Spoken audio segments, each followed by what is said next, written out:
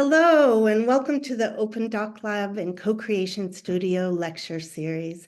I'm Sarah Wallison. I'm a white woman with glasses in front of an orange background and she, her. We're thrilled to have you here today and to have the Neurocultures Collective,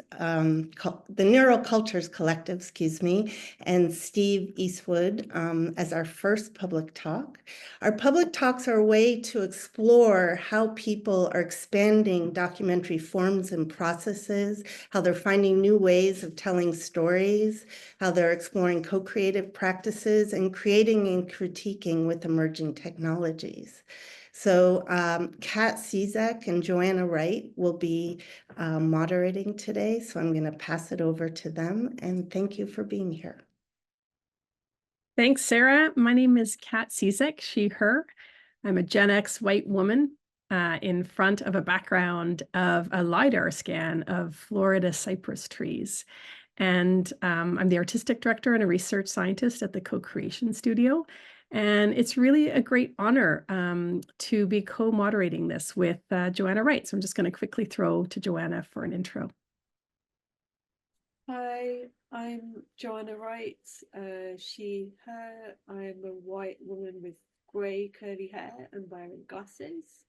I am a documentary maker from Wales, and together with Kat, we facilitate the Access and Disability Working Group at Open Documentary Lab Co-Creation Studio, which we founded in 2020 as a place to bring people together to research, to share, and to be in dialogue around innovation and approaches to access and disability in our fields. Back to Kat. Today, we're really thrilled to be joined by the co-creators behind the Neurocultures project. It's a film called The Stimming Pool, and they'll be talking about models for co-created filmmaking in the context of neurodivergence. And it's hard to believe that in 2020, 4 years ago already, at the studio, we had the pleasure of Stephen and other members of the group come and workshop the early ideas for this film. It's just so amazing to see the film be launched this year, first at Copenhagen, and then traveling to festivals around the world, including Australia, Iceland, South Korea, Camden. It's just a huge long list with numerous awards in there as well. So congrats to the team. And I think it's currently playing at the London Film Festival from what I gathered. It's a pleasure to introduce the co-creators, Sam Chown Ahern, Georgia Bradburn, Robin Elliott-Knowles, and Stephen Eastwood. They'll be presenting for about 45 to 60 minutes, and afterwards we'll have time for a Q&A. For access needs, we'd request that people first put their questions in the chat, and we'll call on you. We'll try to get to everyone, but it'll give time for everyone to read the questions beforehand. So without further ado, I'd like to pass it to the team. Welcome. Hi. Welcome. Hi, thanks everyone. I should just say that we don't have Georgia Bradburn, who's joining us, who's not able to join today, but we do have John Knowles there with Robin, as well as Sam and myself. So I'm going to share my screen, and then hopefully people can see that. And then I think Sam, you were going to start with talking about the project, and then I'll introduce myself. Hello, everyone. Thank you very much for inviting us. I hope you're all well. So the Stimming Pool is a creation, it's a hybrid documentary, which is part fiction with documentary elements in it. And it's been created by the Neurocultures Collective, which is myself, Sam Chown, Georgia Bradburn, Robin Elliott-Knowles, Lucy Walker, and Benjamin Brown. And we are a collective of 5 autistic artists, filmmakers, and creatives. And together with Stephen Eastwood, we essentially made this very lovely film that we're going to be talking about today. The film has been funded by the Wellcome Trust, and I believe it's the first film that the Wellcome Trust have actually funded. and it's a research project that Queen Mary have also been involved in, Queen Mary University in London, which is where Stephen works. And that is part of a wider project called Autism Through Cinema, which was a 5-year project looking at essentially how autistic people see cinema, but also how we think about film from either an autistic perspective or how we think about film from a neurodivergent perspective as well. I'm hoping these slides are working. So I'm Stephen Eastwood, and I collaborated with the Neurocultures collective. We, as Sam has said, so here's some of, you can see Sam here, and there's Benjamin in Georgia, and then Lucy Walker and Robin Knowles. Robin's here. So we basically, as Sam said, and here's some of the sort of producers and myself, we were fortunate to get a research grant from the Wellcome Trust, which is a research kind of funder in the UK. If you don't know of the Wellcome Trust, that chiefly funds kind of scientific research, but we went to them, my colleague Janet Harbord at Queen Mary University in London, and myself went to the Wellcome Trust with a bid, a project application that really asked the question, sort of identified that the cinema is kind of contemporaneous with kind of modern understandings of psychology and psychiatry, and in essence the cinema assumes a kind of certain neuro-normativity, or a certain way of being and presenting in the world, and therefore marginalizes lots of different ways of being in the world. And so we said we wanted to try to reverse that polarity, to run workshops, to invite autistic collaborators through workshops to form a group, and to really think about how we might rethink the language of how we make films, and not just what we put on the screen, but how we work together to make films, right? So those representations don't come from the outside. And so that was the wider project called Autism Through Cinema. And there's a website here that you can look. There was tons of things that we did as part of this like 5-year research project. As Kat said, we brought it to you and your team for workshopping 4 years ago. So it's been a while, hasn't it, Sam and Robin and John? But we, you know, lots of things happened, but projects come when they come. So we'd love and invite people to look around this website, because there's lots of other outcomes from the research project that we can't talk about today. There's actually a short film from Janet and others that has been actually just got the best short film award at Hot Docs this year. And there's an animated documentary PhD, and there's also really extensive podcast strand that really thinks about cinema through an autistic lens. Sam, I think you were going to talk a bit about those workshops and how we all came to get to know each other. Yeah, so the workshops, I'm going to say they took place in December 2019, but they probably took place a bit before that as well.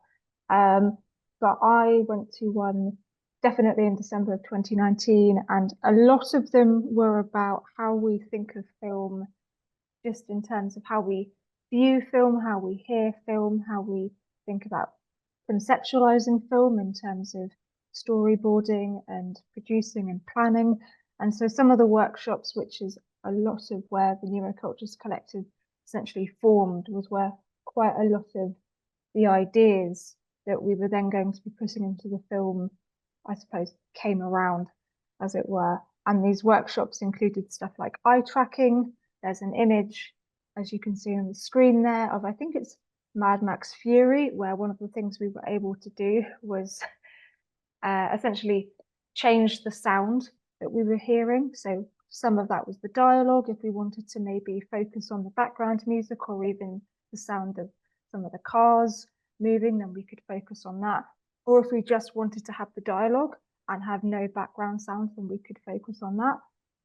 There was the eye tracking, as I've mentioned, where a lot of that was around focusing, essentially doing it what it says on the tin, which is tracking where your eyes are watching the screen. So you wear this, you have this very lovely little piece of kit which films your eyes, and then that gets played back to you via a red dot. And the eye tracking is used in quite a lot of autism diagnosis as well.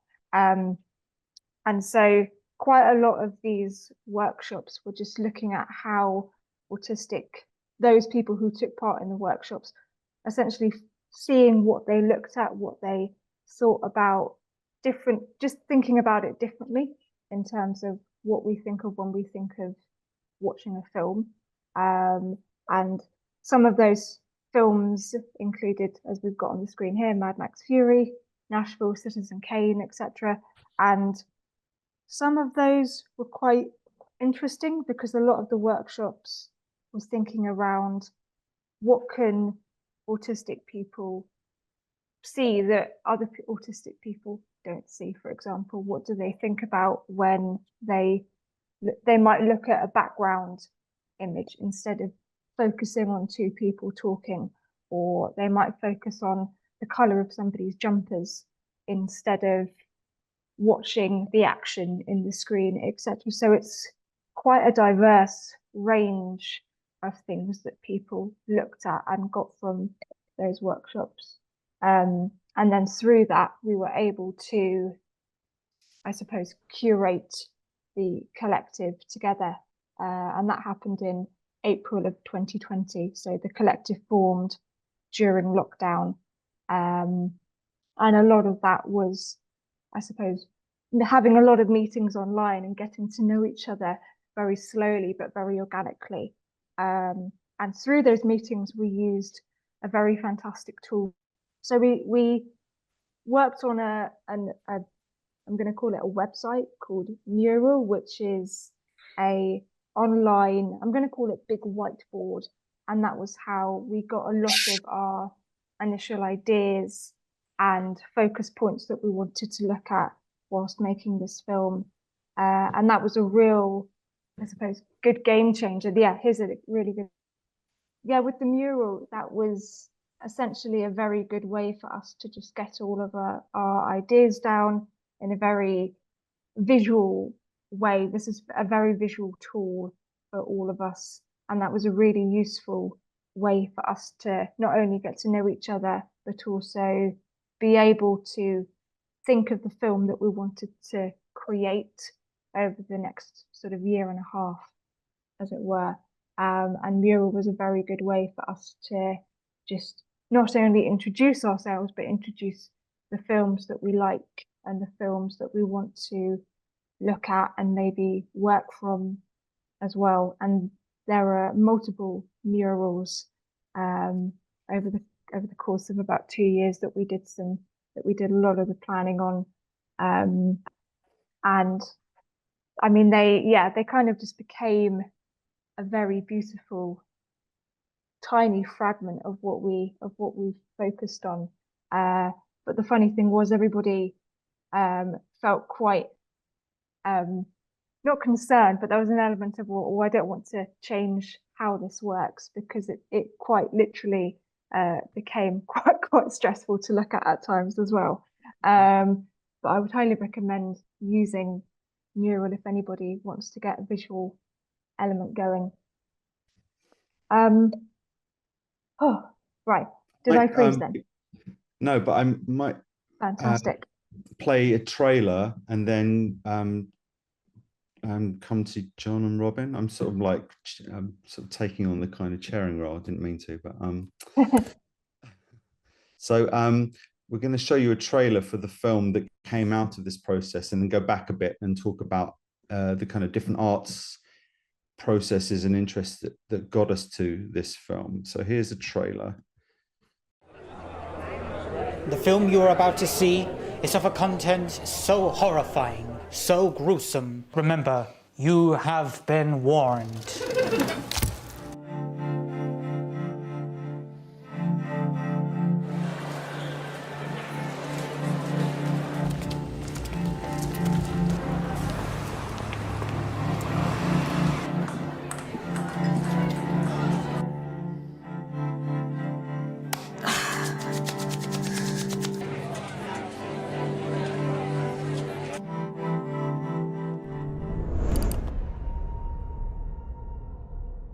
Is it okay if I put on a new clip? I'd move my foot on the ground or I'd rock in my chair. Stimming, dancing, gyrating, it's all permitted. With the bang, with the boom, with the bang, bang, bang, bang.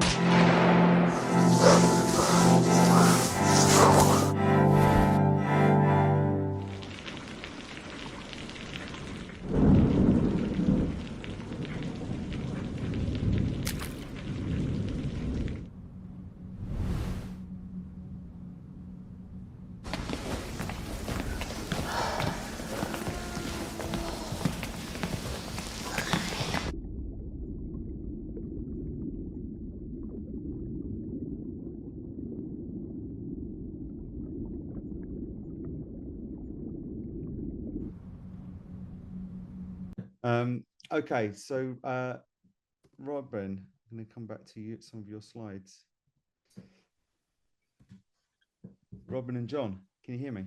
Yeah, we can hear you. Can you hear us? Yeah. Say something, right? B movies and zombies. Yeah, well, Robin should explain. Robin runs the B Movie Fan Club. What's the B Movie Fan Club, Robin? I founded it when I was in secondary school. It's been going on for 11 years now. It was originally to create a space for autistic-minded people like me and other enthusiastic film buffs. And it's still been going on, I'm proud to say. It's near the end of every month on a Sunday. So we show old films from the 50s, 60s, occasionally 70s, and occasionally even further than all of them, of films either to do with horror, sci-fi, or fantasy, maybe a few other genres.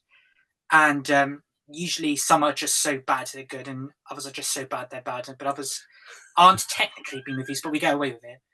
And it's again a way to create a safe space for people like me, autistic people, and but also enthusiastic film lovers, like ones of old cinema.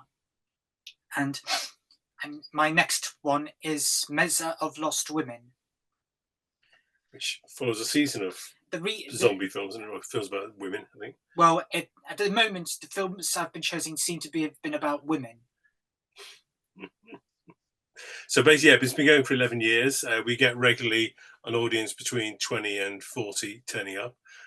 Quite a few familiar faces, and lately quite a lot of autistic neurodivergent people.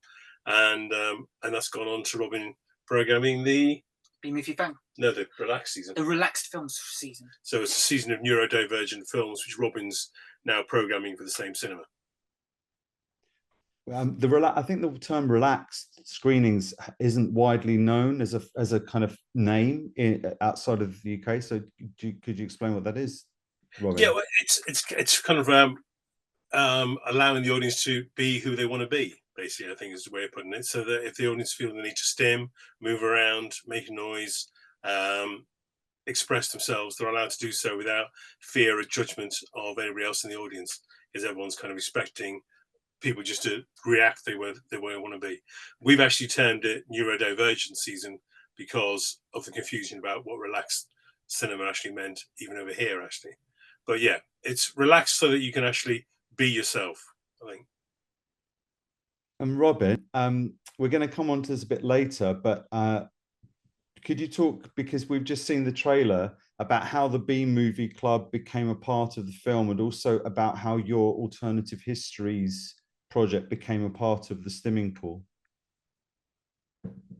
Well, recently I've been working on storyboards at home to do with history, different historical events, and in my world, no one judges against sex nor gender, but they still judge against race and religion. So all the stuff that happened in history still happened.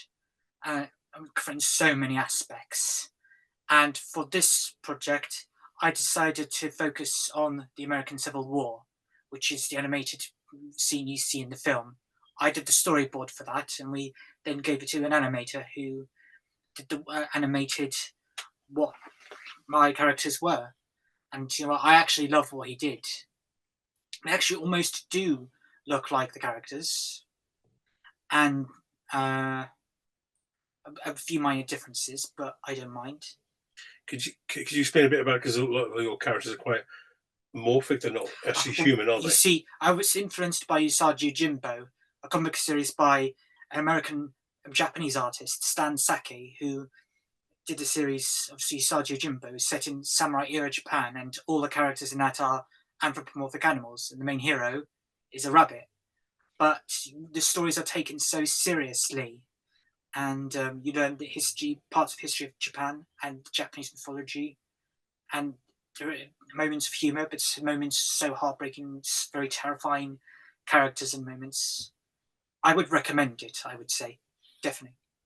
So the cinema you see in the film is actually the cinema where Robin shows the films. The Electric Palace Cinema. And Robin always does an introduction to the B movies. So in this film, Robin is giving a introduction to a B movie night, which actually isn't a B movie night, which is actually the introduction to the film itself, the Stimming Pool. Lots of layers going on there, I think. Thank you. We've come here, but Sam, you were going to talk about all the kind of other characters. Yes, I'll just turn my camera off so we don't have any hiccups. So there's a couple of other characters in the film, one of whom has been created by Lucy Walker, who's one of the members of the collective. And Lucy's created a very gorgeous character called Chess.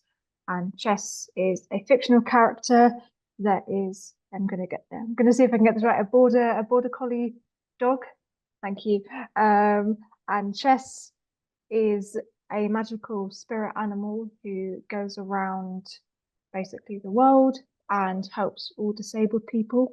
And Lucy herself has a very beautiful way of working. So she will storyboard all of her stories and then create costumes based on those stories. So the image that you see in front of you is actually Lucy as Chess, and so she's made the entire costume and then is performing as Chess. And there was a really lovely almost two-piece happening where we actually worked with a real dog who was also called Chess, and throughout the film we see moments where Chess is played by Lucy and then Chess is also played by Bill, and there's a nice magical realism happening over the course of the movie thanks to Lucy. We also have a very lovely character called the Shapeshifter, and they're portrayed by a fantastic performer called Dre Spacito, who is an autistic performer and actor and clown. And he did a lot of work with Georgia, who unfortunately can't be here today. And the Shapeshifter is essentially a character who, I'm going to say, morphs into different beings and into different states of being. And so Georgia created the character of the Shapeshifter, who essentially throughout moments of the film becomes different forms of animals, even though they're not actually an animal. It's more an element of being an animal. And also Dre is also in the animation, which was created by Robin as well. So there's a nice sort of through line of shapeshiftery happening over the course of the film. And the Shapeshifter was really a character that Georgia wanted to make up around being autistic and masking so much that when you get home, a lot of that stress and anxiety is just released and you become a different form. And so that's where the Shapeshifter character essentially came from and was established in the film. And the final sort of characters or scenes is, well, there's quite a lot of scenes, but Ben, who unfortunately also can't be here today, did a very beautiful Terry Gilliam style testing scene where a lot of that is around the absurdities of tests and being a subject in a test and thinking about what does it mean to be a test subject and how we as people think about testing, but also going completely overboard and getting the test participants. There's an actual scene where the test participants have to do funny walks and they get measured for their heights. and then they get measured for, I don't know how far their ear is away from their hair, their scalp, etc. So I mean, it's slightly absurd, but it's focusing on that.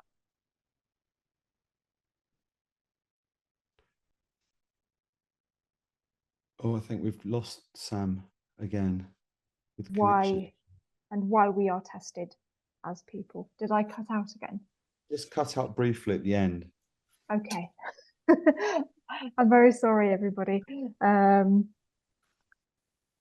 was I? Oh yes, the absurdity of testing. Can you hear me now? Yeah. Fantastic. So yeah, Benjamin's scenes was looking at testing and the absurdity of testing, and how testing in the real world can be, I suppose, quite harmful, but also what are we actually looking for when we're testing people as subjects, and how that can be reframed within film, but also looking at it from an autistic perspective. And when you are diagnosed as autistic, the massive diagnostic film, the massive diagnostic criteria that one has to meet in order to be autistic. Benjamin looked at that as, I suppose, a resource, and thought, how can I make this more unusual in a way? So that's where some of the characters come from as well. And a lot of these characters, specifically Chess and the shapeshifter, almost fluidly move around different scenes and different spaces. So a lot of the shapeshifter scenes are set in the real world, and then Chess very wonderfully appears every now and again. And then the testing scene kind of happens over the course of the film, and then there's a really nice big moment of that scene. I'm going to say about 3/4 of the way through. So yeah, those are some of the characters. We do visit quite a lot of different scenes and settings, including the pub and the office space, and the differences that those spaces have on people, and the effects that that can have on people as well. Here is Lucy doing a very gorgeous flying moment. So Chess can move by the wind. That's how he moves around. And Chess is basically a sort of a wonderful figment of how Lucy sometimes feels within the world. And this is her very wonderfully moving along a dolly that we had in the woods. There's also lots of rest breaks in the film as well. So we looked at nature as quite a lot of, as almost a pleasant thing to look at as well. And so there's lots of states that nature can play, but also lots of different states that settings can play as well. And so the Woodlands is also home to Robin's B-movie, as well as places where you can go and have a rest break as well. So it's kind of thinking about scenes and settings and how they can change within different states, if that makes sense. Thanks, Sam. I'm just going to try and take us back to Holden's slide. So I'm just going to say a few words. So in essence, I think everybody in the collective had a different arts practice, but everybody had made some kind of moving images.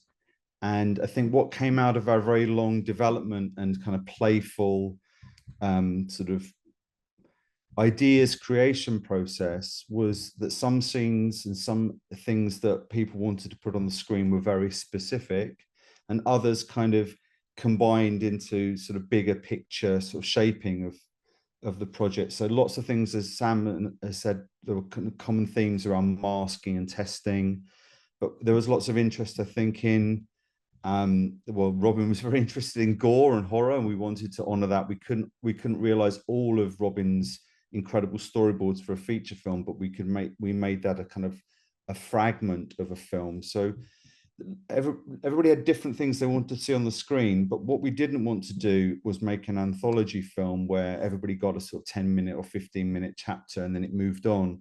And what was really striking about the co-creation, I think we'll come on to that. I think we're drawing kind of to a close, but we'll come on to how we reach decisions, especially in the edit.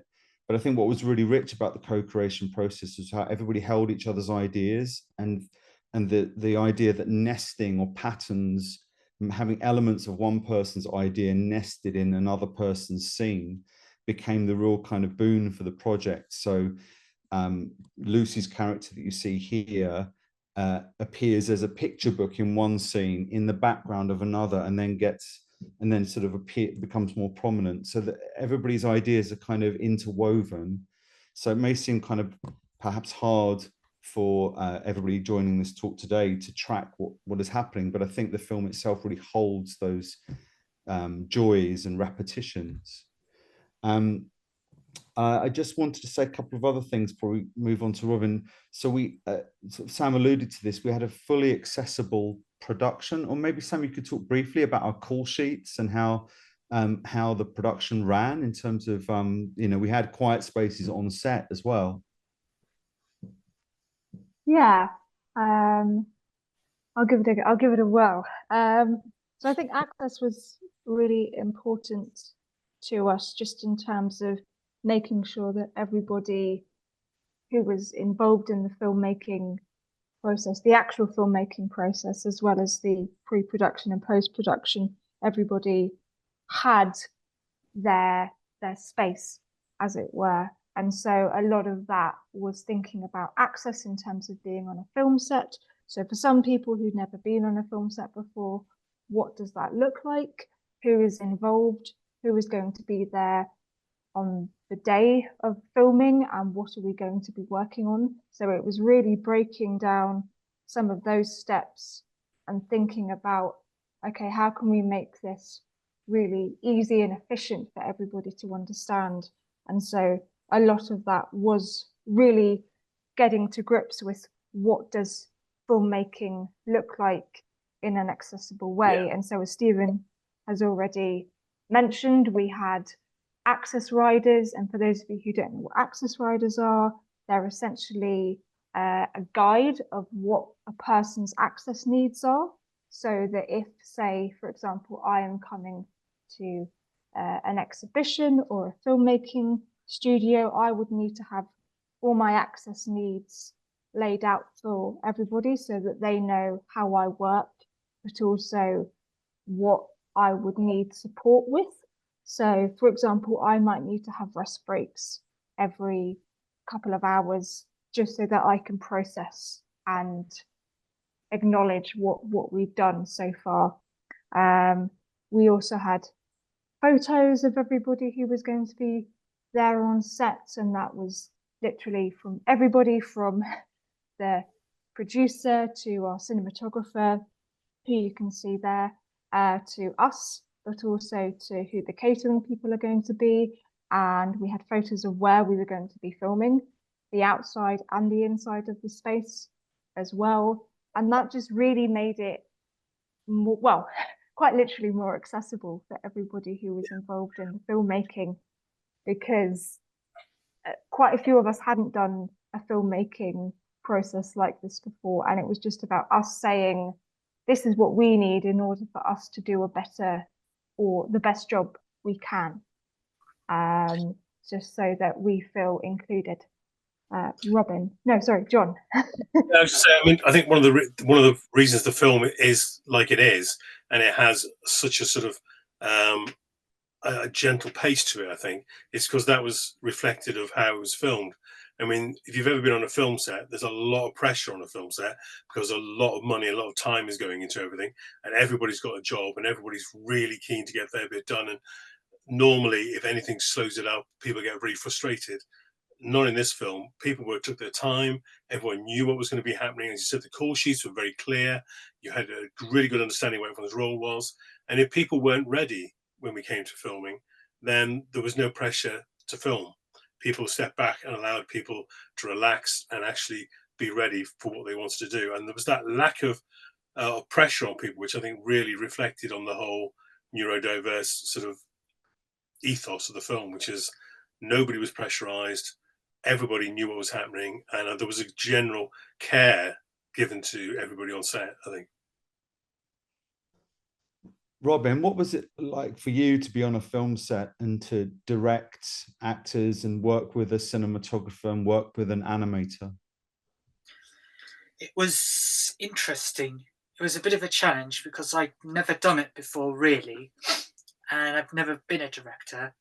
So, but I gave it a go, and I actually found it interesting, and I kind of liked it. What's funny is I always remembered to say action, but always forgot to say cut. I would say instead, like, well, that was great, and I loved that. And I was the director for the live actors. The live action, that would be wrote a script for the animation. And for the animation, I was the art director. I did the storyboards, and that wasn't too much of a challenge for me because I've always done drawing all my life. Being filmed was interesting, a bit of a challenge, and I didn't like being filmed whilst we were having dinner because I just always loved to have had dinner with my family without being filmed and stuff. And it felt a bit like our space was... No.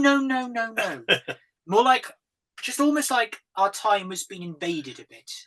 So, but I did it anyway, and it was fine. Well, and also, when I was getting really too nervous in a crowded pub, I decided I didn't want to do it, but they were all very forgiving and understanding, so I was let off on that.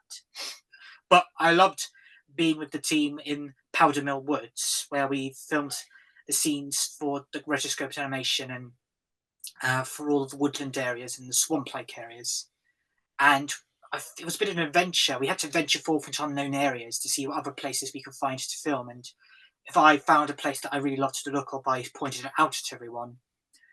And we had a great time there, actually. We got on very well. Everyone got on very well. We had our lunch breaks, and it's a beautiful place. I've been there since I was a little boy. It was, so I was not new to it. And the areas, I think, really were brilliant. And I'm very happy that we filmed those areas, and being filmed to talk to Leisure Palace was interesting, and it was all interesting, I guess. I mean, maybe not every single bit, but most of it was. It was quite a lot. It was quite a lot of pressure to put on Robin, because Robin is, in nature, he's a fine artist, so he draws on his own or sits in his little quiet space and draws his pictures. So suddenly to be in charge of a whole film crew was quite a challenge. And as you said, at one point, Robin really didn't want to film the dinner scene at all. And yet we'd spent the whole day changing the house and laying down track and lighting. But everyone just went, hey, if Robin doesn't want to do it, Robin doesn't want to do it. And that's fine.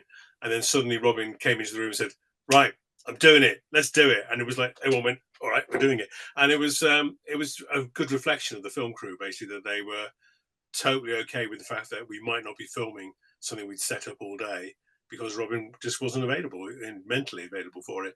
But then when Robin was, they were at it. They were great. And I think you learned a lot from the whole process, didn't you? Robin, how has it been going to film festivals?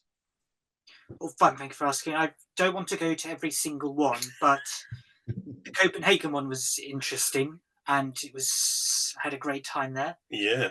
And there's the Florence one coming up. I don't know what to say about that because I've never been, and we haven't been yet. And we've got the London Film Festival, of course. The ICA. And the BFI. And the BFI, which is very exciting, I think. Because we never thought that one of the family would be in the BFI, but now two of our family have been in the BFI, haven't we, Robin? So we're doing quite well as a family, I think. For those over in the States, that's the British Film Institute. Yeah. I think that we need to start to wrap up. So I just wanted to draw your attention to the fact that although this sounds massive, there's also another project which we achieved at the same time called STIM CINEMA. And I think Sam was going to talk a bit about STIM CINEMA.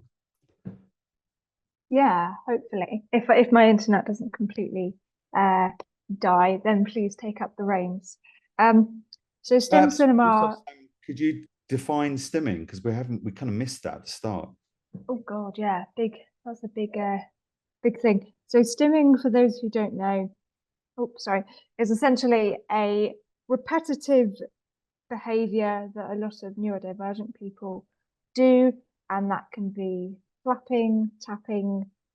It covers a whole range of different forms and different states, and a lot of stimming is around self-regulation, and essentially sometimes it can be because you're anxious or overwhelmed, but a lot of the time it's probably because you're enjoying an experience, be it listening to music or watching your favorite film on repeat or just enjoying nature. So stimming is essentially self-regulation via repetitive movements. And everybody stims in one form or another, but neurodivergent people tend to do it more often just because I feel like it's more ways of regulating anxiety, stress, joy, etc. And STIM Cinema was essentially looking at film through, or early versions of stimming, but through film, and thinking around the repetitive nature that film has. So why do we enjoy watching the same thing over and over again? Why do we find loops and GIFs and repeats fascinating?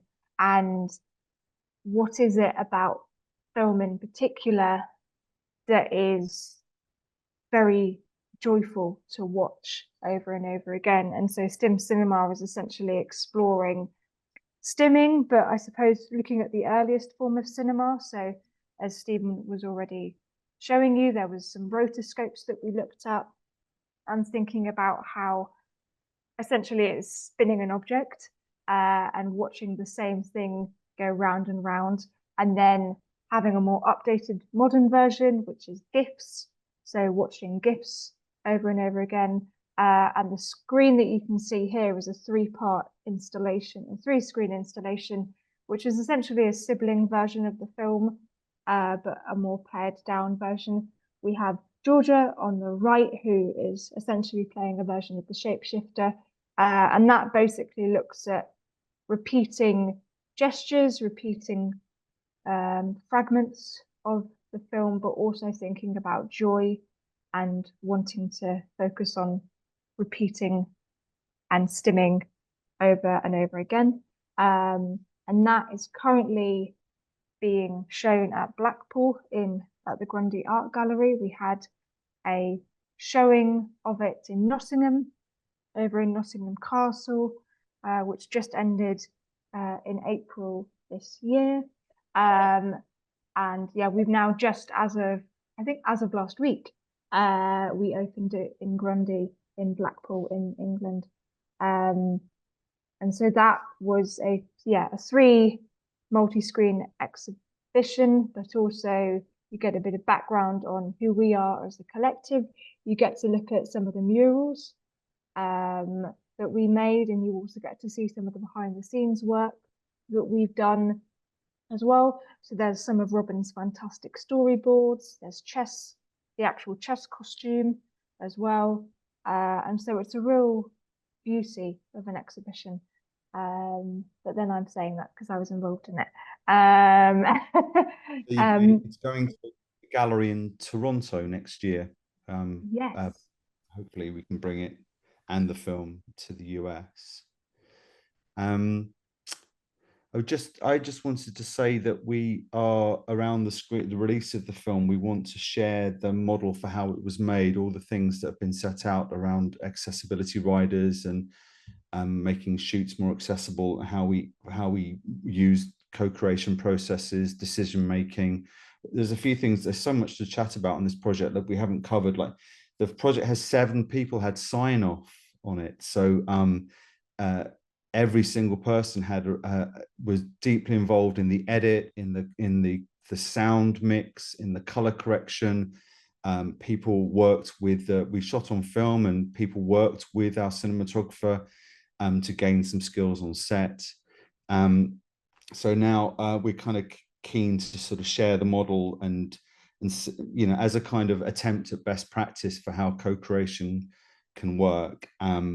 so around the release of the film. Certainly, we've got a cinema release of the film in the UK next year for 6 weeks, so we're really excited about that. Is there anything we haven't covered, do you think, Robin or John or Sam? No, I think we're fine actually. Well, from our end, some questions probably. Yeah, questions would be good.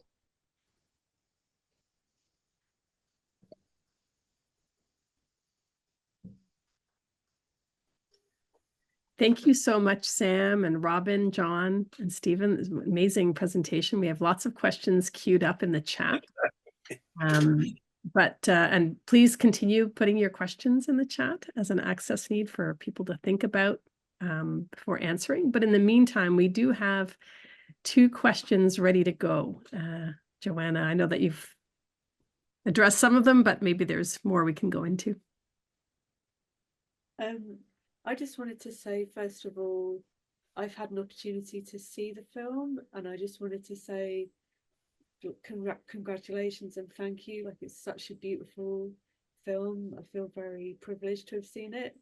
And also the resources of autism through cinema, it's just really fantastic project. So thank you. And I wondered if you could give us your definition of co-creation to start with, and maybe speak a little bit more about your process. I know you've spoken about it a bit, but it'd be great to hear from you kind of how you define co-creation, especially at the outset of this project.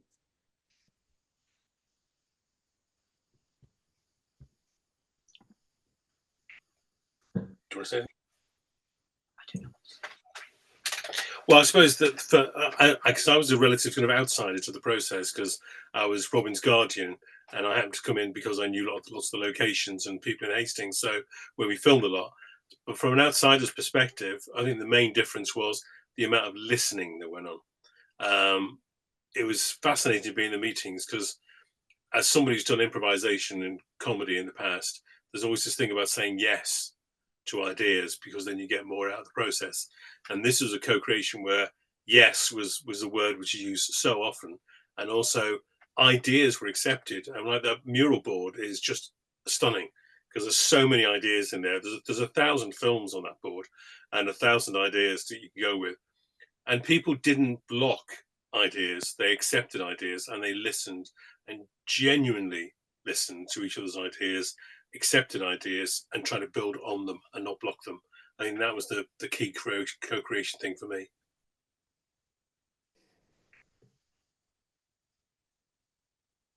Yeah, I think taking on from what John was saying, that was the thing that we really wanted to work towards, especially because some of us had never made a film before. So a lot of that was learning about, almost taking it back to its really bare bones of what is a film, who makes the films that we see and love, how can a film get made from scratch. So it was really thinking about it in this context. What do we want to achieve within this project? I think a lot of what's been said before, some people wanted to really focus on a couple of specialist things, such as Robin's B movie and with Lucy and chess. That's what she wanted to focus on. For some of us, it was more around, okay, well, how can we almost give an overview of shaping this film. So there was a couple of us who did sort of, Stephen, help me out here. We did some work with the camera cinematographers. So there was a few of us who did, my brain has gone. Apprenticeships.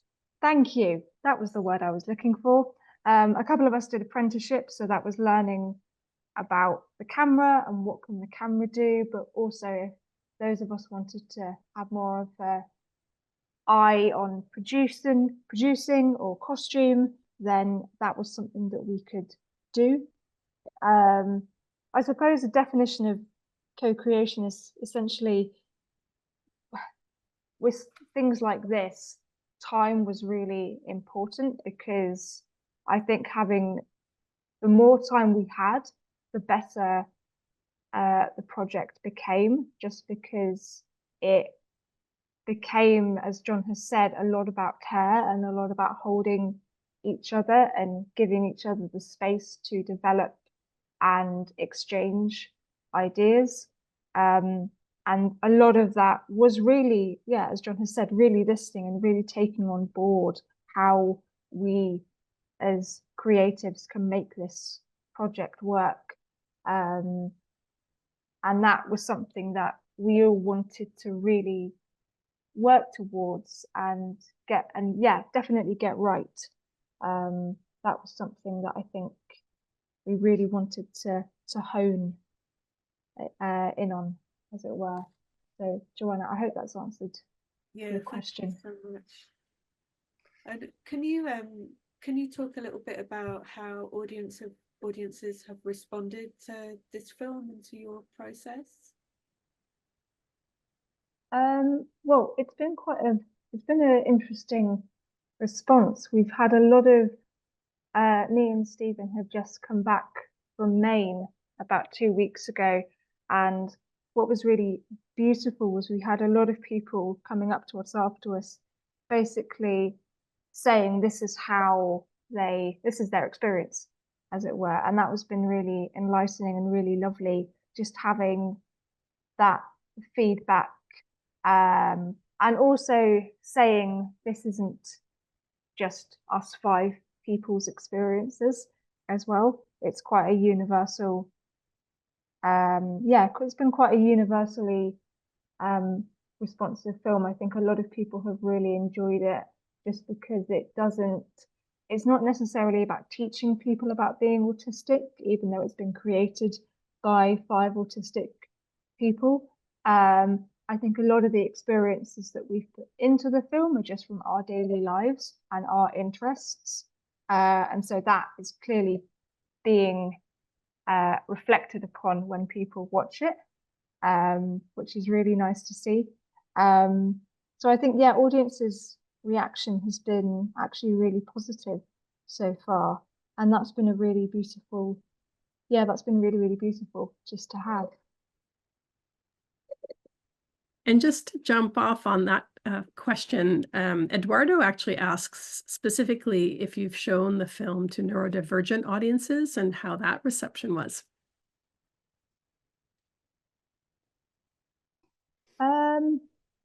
Well, I think the neurodivergent people are going to come to see the film because it's been made by neurodivergent people. So it's not, we haven't shown it just specifically to neurodivergent audiences. I think they'll gravitate towards it because it's been made by neurodivergent people. And so that is then that's a common interest for audiences. And even if audiences aren't neurodivergent, I think they'll still come with some invested interest if they have neurodivergent people in their lives. And so I think that, people will gravitate towards it, irrespective of whether they're neurodivergent or not. And actually that's been, it's been really lovely to have a wide range of people come and see it, which has been really lovely. So Eduardo, I hope that's answered your question. I can add that there is a really lovely community around the project, through the Autism Through Cinema project, and just through the networks and friendships of everybody that was involved. And we had an advisory group that many people identified as autistic in our advisory group. So lots of people kind of mentored and gave feedback on the project. And I remember one test screening, you were there, Sam. I can't remember if you were there, Robin and John, where we hadn't finished the film yet, but it was kind of roughly there. And there were quite a lot of people who identified as autistic or neurodivergent in the audience. And there was some kind of call from maybe the sound team or some people saying it needs more signposting. It needs to be more information. Like we need to do a bit more for the viewer.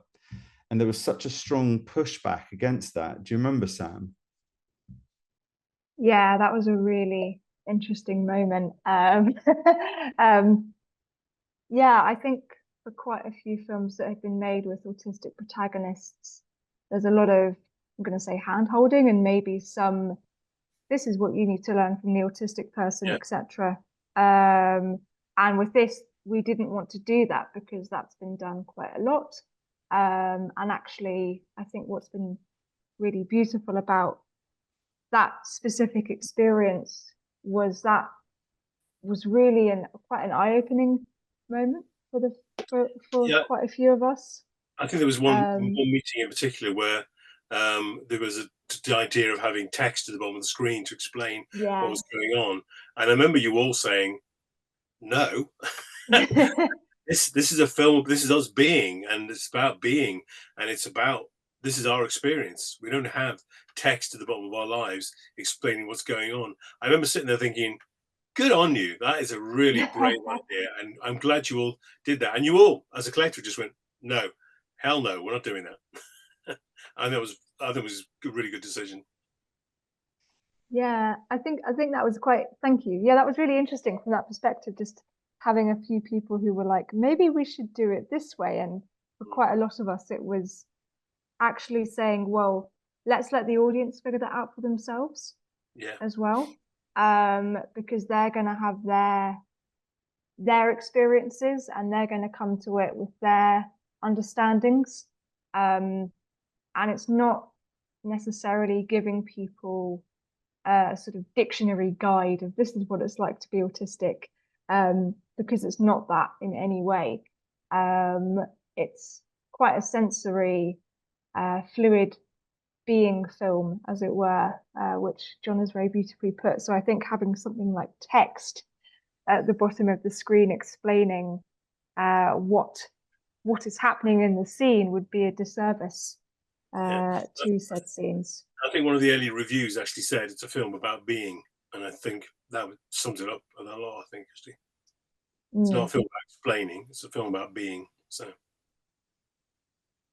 There's a lot of great responses on Letterboxd, and the Q&As have been really amazing. I think the most consistent reaction we've had from audiences is, I want to go to the B Movie fan club.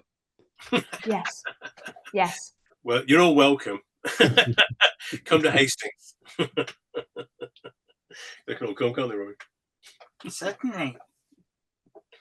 Wonderful. There's another question from Eduardo going back to the set, the film set, and wondering a little bit more detail on the care that you talked about with regards to noise and communication between teams. Looked like there were a lot of people there at times.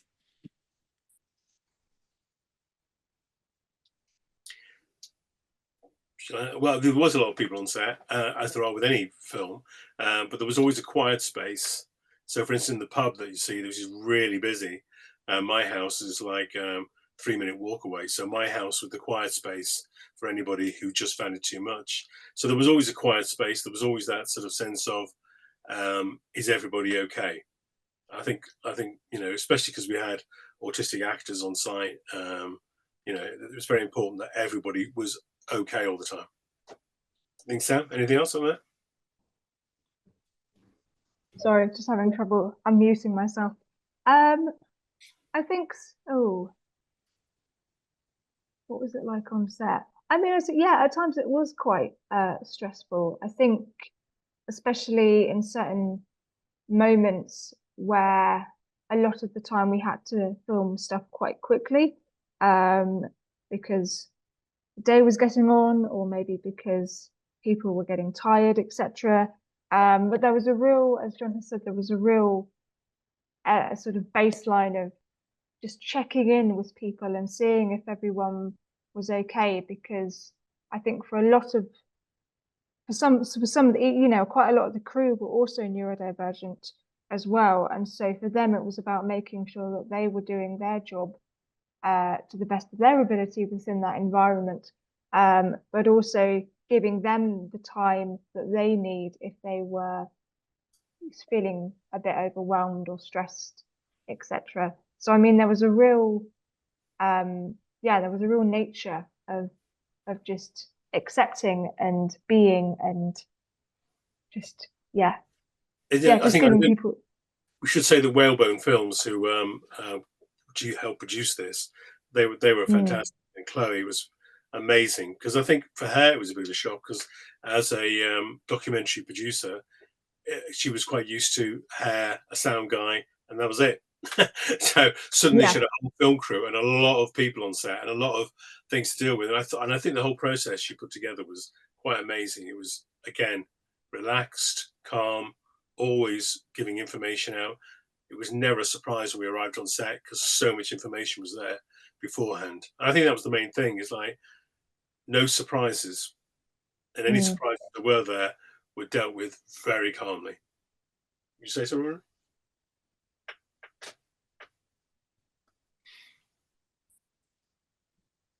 Can I ask a question about what were the possibilities or maybe obstacles that came up from working with a non-traditional film funder like Wellcome? How was that as a team? Shall I take that one? Yes, please.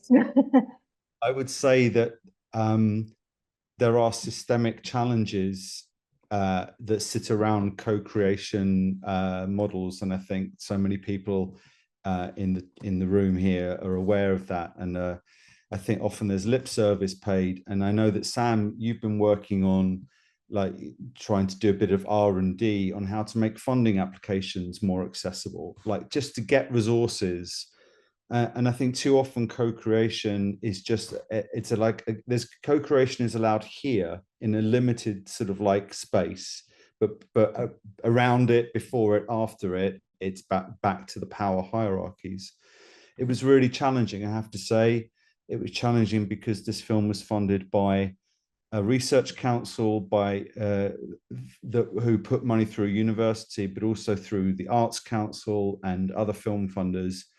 And they all have different expectations of, I mean, I won't take us down this rabbit hole, but of IP and ownership and all those things. And I think it took a lot. And again, John's right. Our producer, Chloe, did a lot of very patient work to convince our funders that this is a co-created project across all spaces, you know, and because funders don't like that many people having sign off on a piece of art that they funded, but we convinced them in the end. But I would say that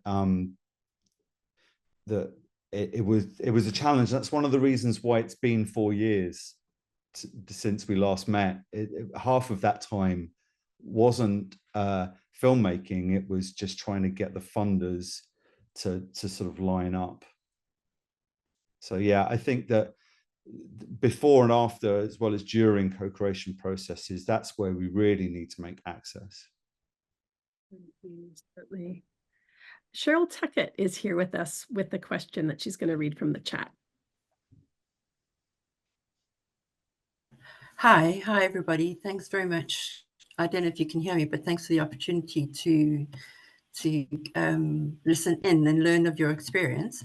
I'm really looking forward to seeing it. So I was interested to know if anybody had a date for when it's coming up at the London Film Festival. That was the one question. And then also, I, as a filmmaker with some sort of particular habits myself, went to a session last week and met a photographer in Cardiff. He's very keen to share. He does amazing work, but I think he would be greatly supported by the organization. So I was wondering if you have, if you're open to sort of more contributors or members. I'm not sure how it works really. I can't remember my other question, but that's great. The London Film Festival, the UK premiere is this Friday. The London Film Festival put it on 3 screenings. They almost entirely sold out the day the tickets became available. So sadly, it is sold out. But if you are, at the moment, we know that it's traveling to some festivals, but in the UK, it will be playing all around the country on a limited cinema release in March and April. So it will definitely have a week at the Barbican. It's coming to Cardiff. And so it will have about 50 to 60 UK screenings. So we're really thrilled about that. It just keeps on going. And then there is a wider question, which you probably don't have time for, which is what are the Neurocultures Collective going to do again? It is a group of 5 because of that kind of intense rapport and understanding that grew over time. So it isn't, I don't think it's necessarily a kind of amorphous, like people joining and leaving entity, but I don't know. I mean, I'd put that out to Robin and Sam. Sorry, just even if it's not the collective, do you as an organization to offer advice to people in similar, is that part of your objective, or is it just a collective? Is this just a collective that wants to produce other projects or sort of be within the film industry? Sorry, my understanding is very limited, so if I'm asking an obvious question. I'll answer that just briefly. We really care about sharing how we did it, not just what we did. And we've been fortunate enough to get some impact funds that, oh, have I frozen? No? You're good. Okay. We've been very fortunate to get some impact funds that have enabled us to add like audio description and make the work more accessible to our audiences, but also for us to get somebody to hold some kind of gatekeeper, the gatekeeper events to sort of say to funders and to exhibitors and distributors that this is the way that co-creation filmmaking could work, and we want to publish that as a kind of model that hopefully perhaps could be shared by funders to others who want to work in similar ways.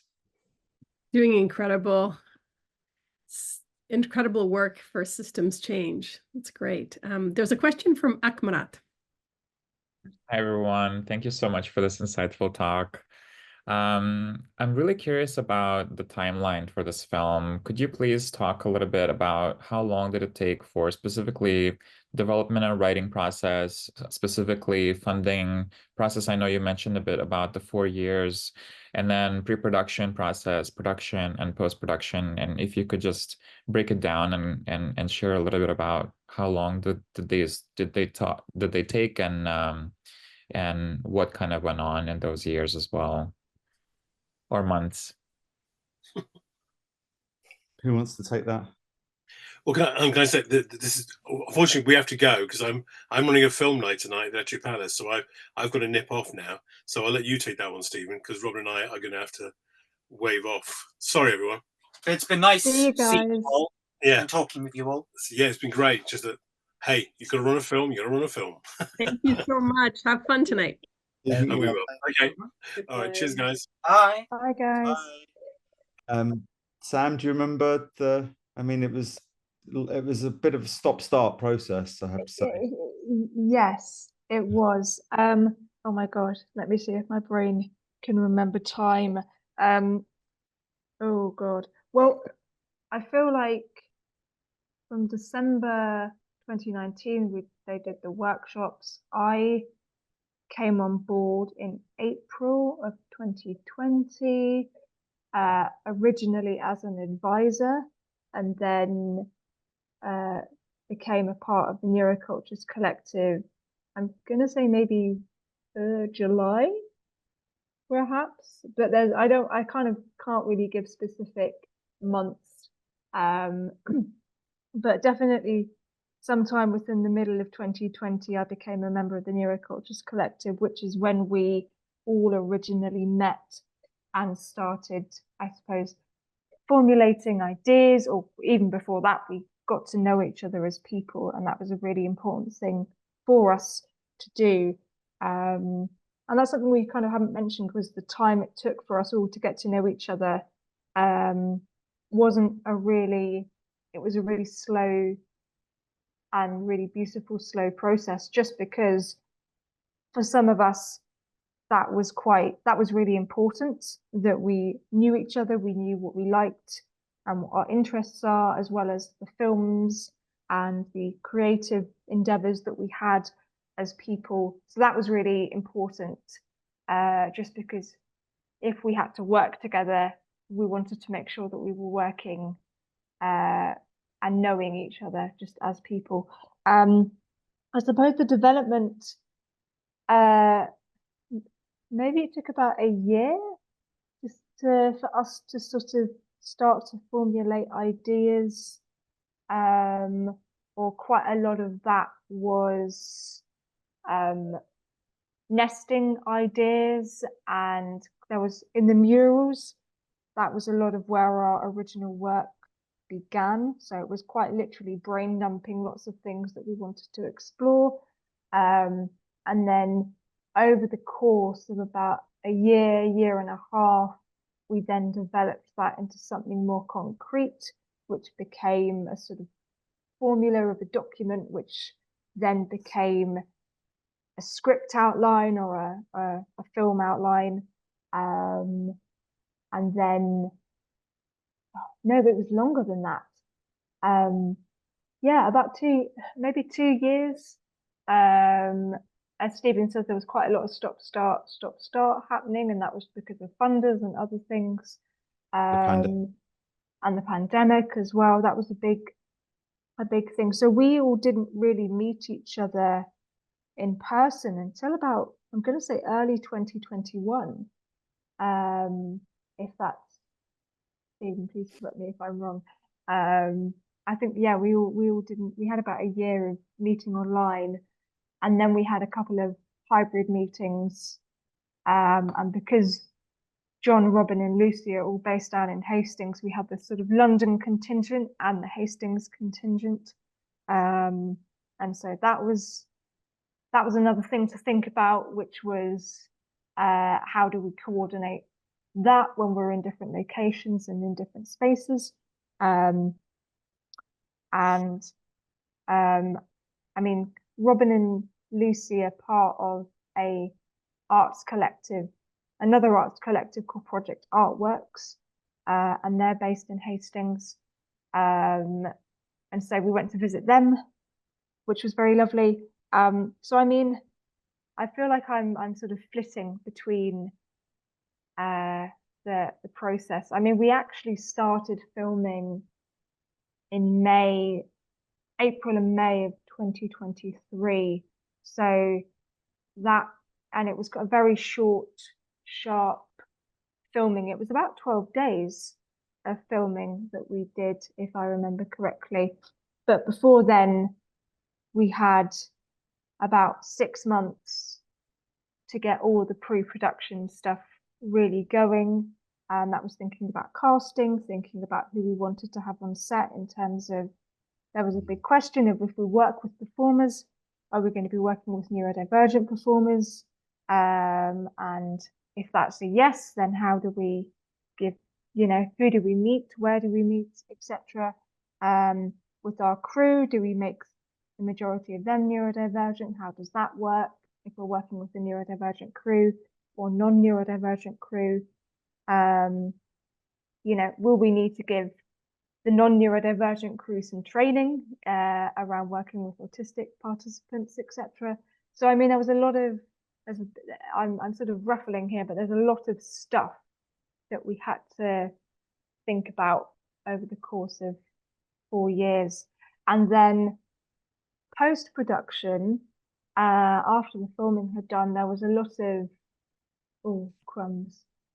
I'm not sure I'm not sure in terms of time, the scale of months, but the post-production was relatively quick. But again, the collective worked really closely with the sound team and with the editing team and with the color correction team. So I mean, we all worked really closely with the different departments, and that was a real learning curve, but a good learning curve, just because we wanted this to really work as a cohesive piece.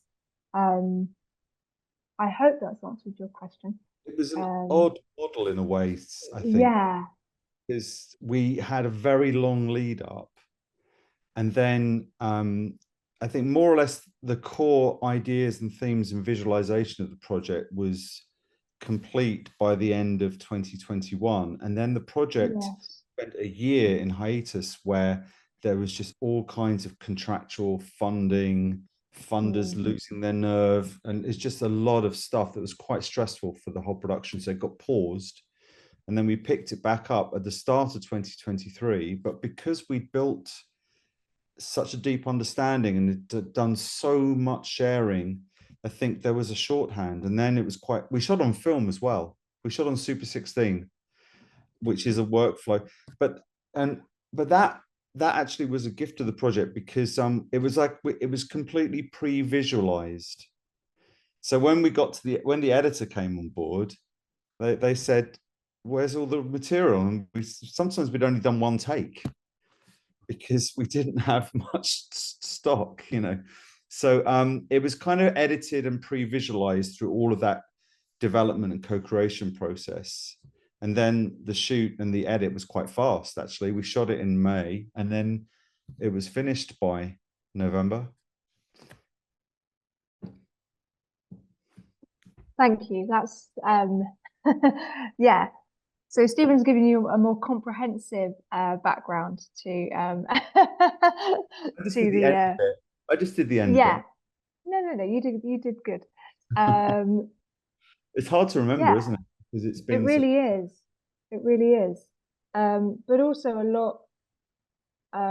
Yeah, we all really changed as people as well. I mean, you know, Lucy also changed. Just thinking back now, Lucy changed her story as well about 6 weeks before we began filming, and because of the sort of beautiful rapport that we'd had built up to, it was like, okay, cool, we'll just do this instead.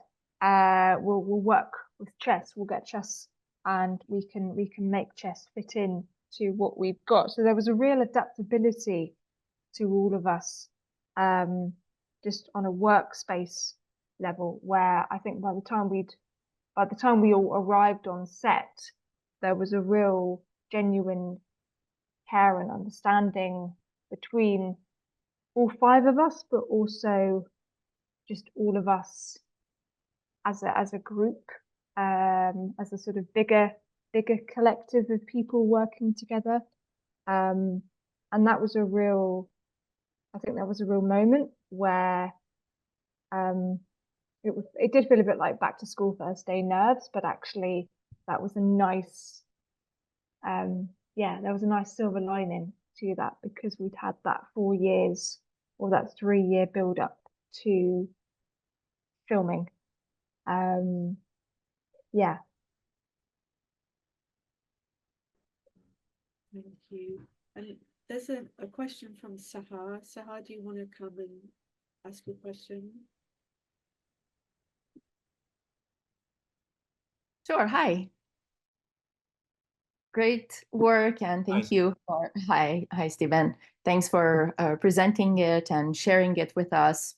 My question is about different modes and modalities of presentation of your work. So I really appreciated that you take into consideration the access need and neurodiversity of the performers and creative artists in making this work.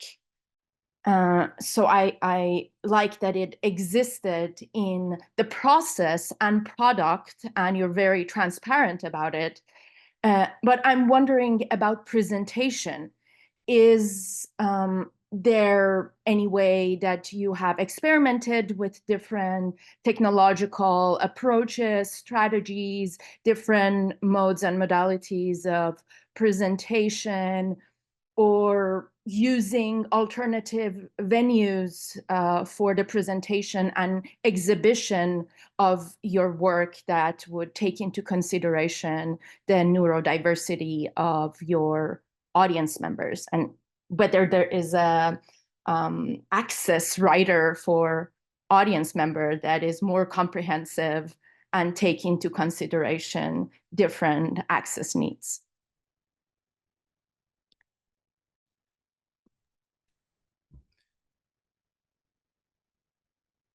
Sam, shall I take that, or you? Because you've done a lot of relaxed screening programming yourself.